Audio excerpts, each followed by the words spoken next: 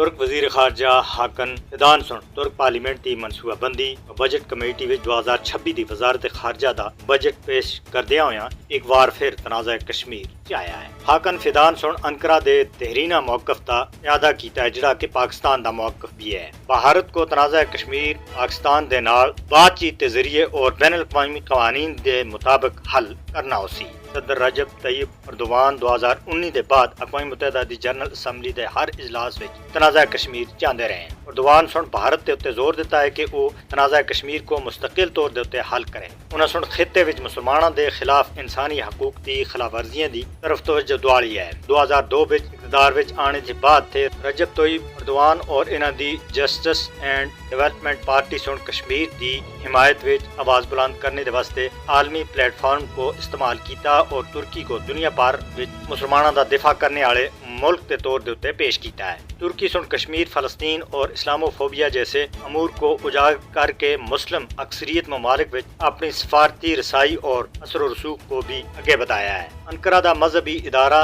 دیانت بھی بیرون ملک ترکی دا موقف پیش کرتا رہا ہے، جس نے تنازع کشمیر سمیت عالمی سطح دے تے مسلمانوں دے معاملات وچ ترکی دی اہمیت کو تقویت ملتی ہے۔ رجب طیب اردوان دی طرف سے تنازع کشمیر کو بار بار اجاگر کرنے تھے متنازع علاقے وچ بھارت دی پالیسیاں دے خلاف ترکی سفارتی پیغام رسائی دنیا دے سامنے آندی ہے۔